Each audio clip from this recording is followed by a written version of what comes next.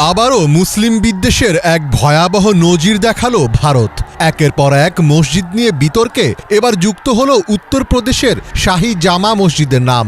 মুঘল আমলে নির্মিত এই ঐতিহাসিক মসজিদকে বাঁচাতে প্রাণ দিলেন ৩ মুসলিম যুবক। উগ্র হিন্দুত্ববাদীদের দাবি ছিল মসজিদটি যেখানে তৈরি করা হয়েছে সেখানে আগে একটি মন্দির ছিল। সত্যি সেখানে মন্দির আছে কিনা সেটি জানতে আদালতে পিটিশনও দায়ের করে তারা। এরপর আদালত মসজিদে জরিপ চালানোর নির্দেশ দিলে মাত্র ৩ ঘন্টার মধ্যেই সেখানে পৌঁছে যায় জরিপকারী দল। জরিপ দলের সদস্যরা জয় শ্রীরাম স্লোগান দিয়ে মসজিদের দিকে আগাতে থাকে।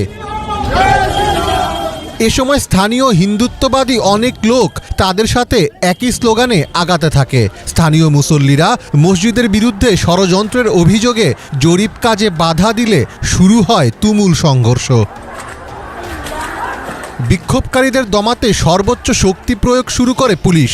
এ সময় পুলিশ গুলি চালিয়ে নাইম, বিলাল এবং নোমান নামের ৩ মুসলিমকে হত্যা করে। পাশাপাশি নারীসহ আরও অন্তত ১৫ জনকে গ্রেফতার করে পুলিশ। তবে অবাক করা বিষয় হলো এত কিছুর মাঝেও জরিপ কাজ বন্ধ করা হয়নি। আদালতের নির্দেশ অনুযায়ী মসজিদটির বিভিন্ন জায়গার ছবি ও ভিডিও ধারণ করে নিয়ে যায় জরিপকারী দল।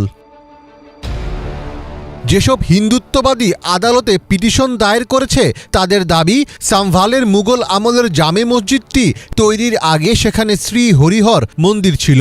দেবতা কল্কিকে উৎসর্গ করে এটি তৈরি করা হয়েছিল। কিন্তু জামে মসজিদ কর্তৃপক্ষ এখন জোরপূর্বক মন্দিরের জায়গাটি মসজিদ হিসেবে ব্যবহার করছে। তারা আরও দাবি করেছে সাম্ভাল হলো একটি ঐতিহাসিক স্থান যেটির সঙ্গে হিন্দু ধর্মগ্রন্থের গভীর সম্পর্ক রয়েছে। হিন্দু ধর্মের বিশ্বাস অনুযায়ী এখানে দেবতা কল্কির পুনরুত্থান ঘটবে। তবে সেখানকার স্থানীয় রাজনীতিবিদ এবং সমাজবাদী পার্টির এমপি জিয়াউর রহমান এ দাবি অসত্য বলে জানিয়েছেন। তিনি বলেছেন, এই জামে মসজিদটি অনেক পুরনো। এছাড়া ১৯৯১ সালে আদালতের একটি রায়ের কথাও উল্লেখ করেছেন তিনি, যে রায়ে বলা হয়েছিল ১৯৪৭ সালের আগে ধর্মীয় স্থাপনাগুলো যেমন ছিল তেমনই রাখতে হবে। এছাড়া সমাজবাদী পার্টির প্রধান অখিলেশ যাদব বিজেপির সমালোচনা করে বলেছেন, ক্ষমতাসীন দল, সরকার এবং প্রশাসন নির্বাচনী অনিয়ম থেকে নজর ঘোরাতে সহিংসতা চালিয়েছে।